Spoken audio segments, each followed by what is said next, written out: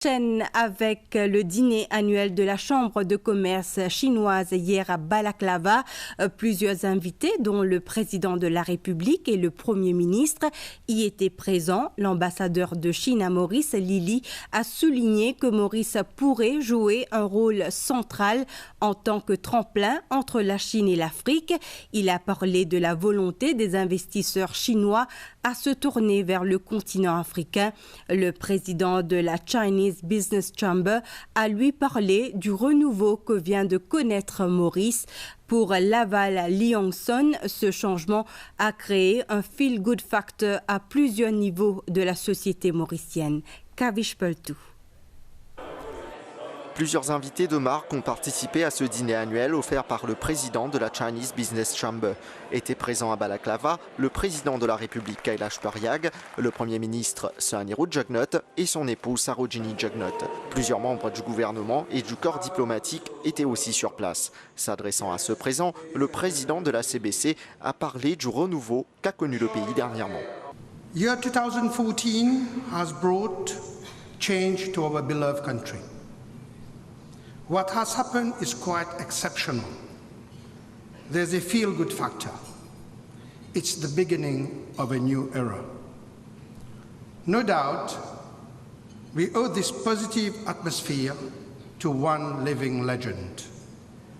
It is the first time in the Mauritian history that we have a former Prime Minister who was invested President of the Republic and has recently been re-elected as Prime Minister.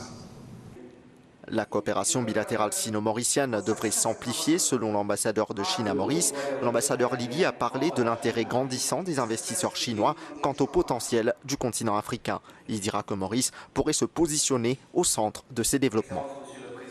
E-commerce a connu l'âge d'or en Chine, avec des entreprises leaders comme Alibaba, qui se sont développées rapidement. Certains d'entre eux s'intéressent déjà au marché africain. Maurice a toutes les conditions réunies pour développer e-commerce afin de devenir une plateforme sino-africaine. La coopération sino-mauricienne en Afrique et avec l'Afrique pourra créer des conditions favorables au développement de la Chine et au deuxième miracle économique de Maurice. Je suis certain que les membres du CPC et les entrepreneurs mauriciens de différents secteurs ont la très forte volonté et sensibilité de bien saisir ces opportunités précieuses pour réussir dans leurs affaires et pour donner également un nouvel élan à l'amitié et à la coopération sino-mauricienne. Lors de ce dîner, il a aussi été question des liens culturels entre la Chine et Maurice. Les membres de la CBC ont notamment parlé de leur visite dans différentes provinces chinoises durant l'année écoulée. Diplomatie, la coopération